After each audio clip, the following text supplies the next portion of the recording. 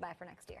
Well, it's actually Jared Goff, because Dak, he seems to be like the natural. We know he can play, and I think Carson Wentz is going to be great in the long run. But Jared Goff, we don't know. And it's interesting now, it's the second year in L.A., and he's kind of following that formula for what you do in L.A. when your career is rocky, okay? So think about this. You fire your reps. So I want new reps, new representation, and who have they worked with? So you got Sean McVay, okay, and he's worked with Kirk Cousins. You got Matt LaFleur. He's worked with Matt Ryan. So they got great clients, great resume, new reps, new agents, new managers. Get me out there. And you also get a new trainer. All right, a lot of trainers in L.A. All the ex-actors become trainers and realtors. A lot of trainers. He's now working with Tom House in the office, the guy who's worked with Eli and Brady Matt and Matt Ryan, all those guys. So it's all lining up perfectly. The young, cool, offensive-minded head coach. But I still don't know what we're going to get. I have no clue. Gurley, who knows? Damon Austin, who knows? So I want to look at him because there's so much intrigue, and I don't know. Only go up. He was 0-7 as a starter. He hasn't won a game yet, Kay. So he's the one. I'm looking at Carson Wentz because he started off the season 4-0. We were talking about, forget Rookie of the Year. He might be in the MVP conversation. Sure. And then the Eagles as a whole kind of hit of a wall, and then ended the season not the way they wanted to. And I look at Wentz because he's got all the natural abilities. He's his big body. But as that piece showed, he wasn't really great on the deep ball. The accuracy wasn't there. And their wide receivers, Jordan Matthews is a nice possession guy. I don't know if they have the talent at wideout. So I want to see what they do around Carson Wentz.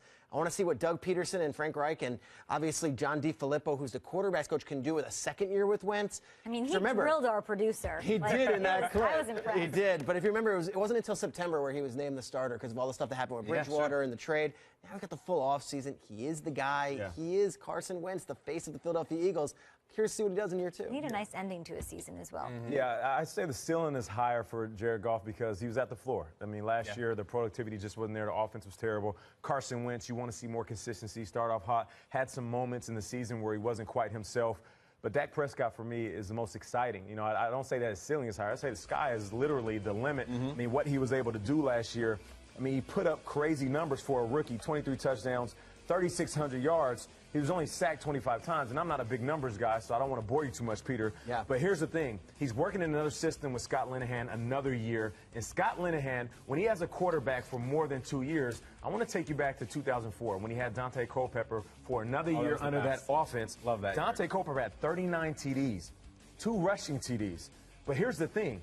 His leading rusher was Ontario Smith with 500 yards, and he got sacked 46 times. Yeah, this guy's got Zeke Elliott. So he's in an offense now where he's going to be protected better than Dante was. He has a running back that put up 1,600 yards, so he has more pieces. And Dante was able to put up 39. He was the second vote getter. Did Stafford make the leap in year 2? Did Stafford make the leap? He did. He made a huge leap. So what I'm saying is I know we talk about Dak, we talk about Zeke, we talk about Dez, even Jason Witten. But you got to keep in mind, another system with Scott Linehan, another year of comfort for Dak Prescott. He could come out and have an even better year. You think 23 touchdowns as a rookie is good? Oh, see? How about 40 as a sophomore in the NFL? I look at it the opposite way. He set the rookie record for best passer rating, right? Like, that's high expectations, and you're giving him higher expectations. You got a guy like Goff who had a passer rating of 63.6. Awful. Hasn't won a game, so he has nowhere to go but up. I don't know about Dak. I feel like, if he regresses just a little bit, it wouldn't be a bad